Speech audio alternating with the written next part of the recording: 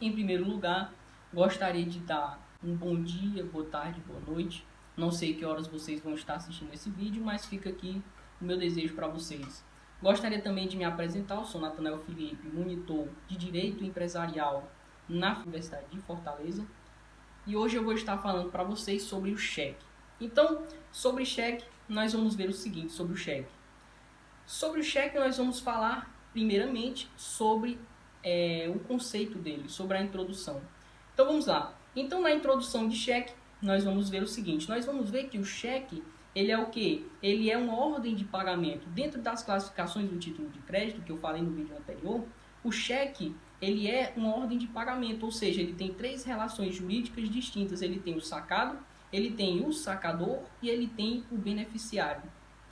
No caso, quem é aqui o sacador? O sacador, ele é aquela pessoa que vai emitir o título de crédito, que vai emitir o cheque, que nós estamos falando do cheque, e ele vai emitir contra quem? Ele vai dar essa ordem do cheque contra o banco, contra o sacador, quer dizer, contra o sacado. Então, ele dá essa ordem contra o sacado, que é um banco. Então, o sacador é quem emite o título de crédito, ele dá ordem contra o sacado, e o sacado ele é um banco. Por que o banco ele vai fazer esse pagamento? Justamente porque o sacador ele tem aqui fundos em relação ao sacado. Por isso que o sacado ele vai fazer o pagamento. Justamente por conta da existência de fundos aqui em relação ao sacado. E aí nós vamos ter a terceira pessoa envolvida, que é o beneficiário. O beneficiário é quem vai ter a satisfação, é quem vai se beneficiar em virtude dessa ordem que foi dada contra o sacado. Vimos aqui que o cheque ele vai se diferenciar aqui da nota promissória e da letra de câmbio por conta que ele é exigido para ele, a lei exige para que ele seja emitido alguns pressupostos. O primeiro pressuposto que é exigido para a emissão de um cheque, para que seja considerado como cheque, é que o sacado ele seja um banco. Então, é requisito de validade do cheque que o sacado ele seja um banco. Se o sacado ele não for um banco, não vai ser considerado um cheque, vai ser qualquer outro título menos o cheque. Isso está previsto no artigo 3º da Lei de Cheques. Vamos ter também aqui, como outro pressuposto, o pressuposto que diz respeito ao seguinte, que deve existir um contrato, que é o segundo pressuposto, deve existir um contrato de conta corrente entre o emitente e o sacado, deve existir um contrato de conta corrente para isso. E também nós vimos que o último pressuposto é a existência de fundos. Lembrando que esse pressuposto ele não invalida o cheque. Ou seja, foi emitido um cheque por parte do sacador. Sem o sacador ter fundos em relação ao sacado, isso não vai tirar o caráter de exigibilidade do título de crédito. O título de crédito ele continua sendo exigível, ele continua sendo cobrado, ele continua sendo válido para a cobrança judicial. Lembrando aqui que se um cheque ele foi emitido sem fundos e a pessoa que emitiu o cheque ele tinha ciência de que não havia fundos, ele responde por crime de estelionato. Se ele emitiu esse cheque,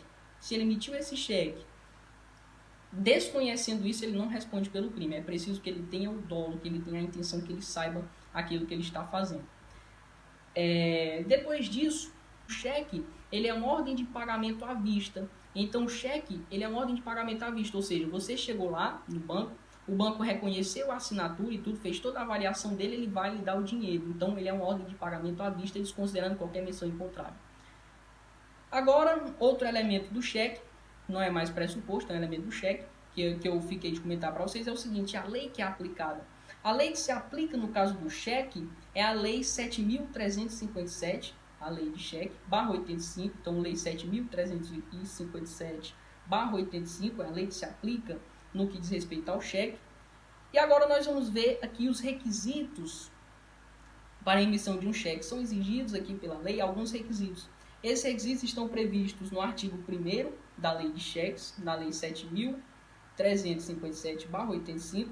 Essa lei ela traz alguns requisitos. O primeiro requisito para a emissão de um cheque é que tenha a denominação cheque. Segundo requisito é que tenha uma ordem de pagamento pura e simples, ou seja, não pode ter nenhum termo, nenhum encargo, nada que venha a impedir, que venha a condicionar o pagamento do cheque. Tem que ter também a indicação do nome do banco ou da instituição financeira. Tem que conter também o lugar do pagamento, tem que conter também o lugar e o dia da emissão, e por último tem que conter a assinatura do emitente. Então tem que ter esses elementos, esses requisitos aqui, para que ele possa ser considerado como cheque, para que ele tenha validade. Se não tiver um desses requisitos, fala no artigo 2º da mesma lei, que esse cheque ele não vai valer, esse cheque ele não vai ser válido.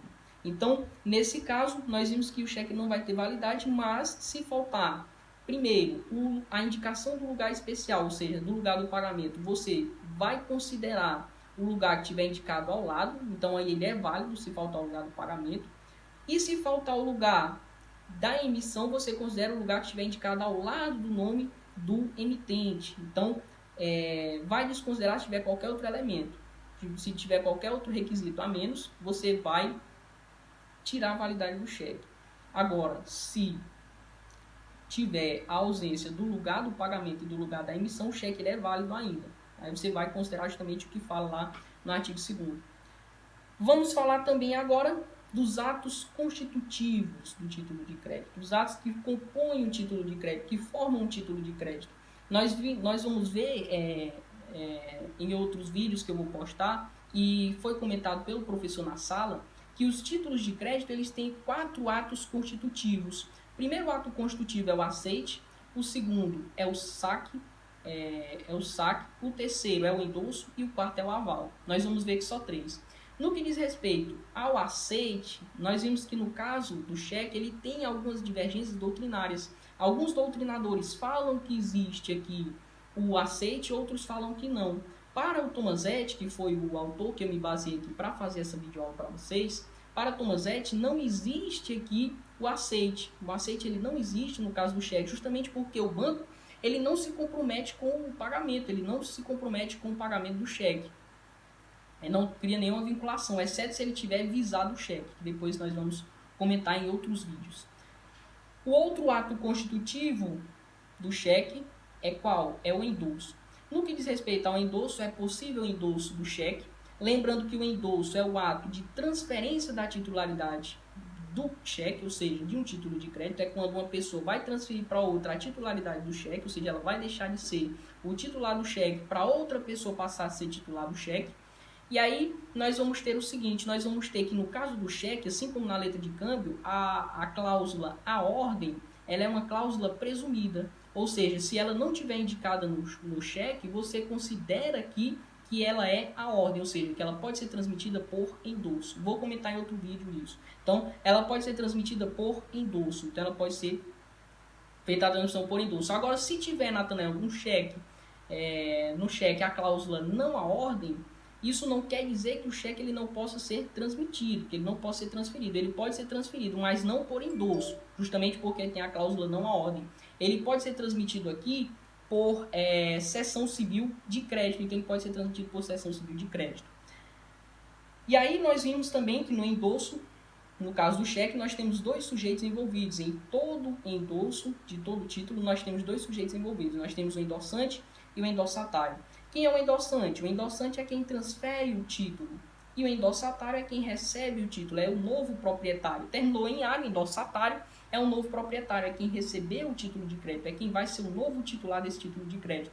Lembrando que o endossante, ele se torna aqui um devedor indireto do título de crédito, do cheque, ele se torna um devedor indireto, então ele tem que cumprir aqui o pagamento, ele se obriga ao pagamento, exceto se ele tiver colocado alguma coisa, alguma cláusula em contrário no cheque. O cheque ele não prevê nas modalidades de endosso aqui o endosso calção, então ele não prevê o endosso calção, mas ele prevê o endosso mandato.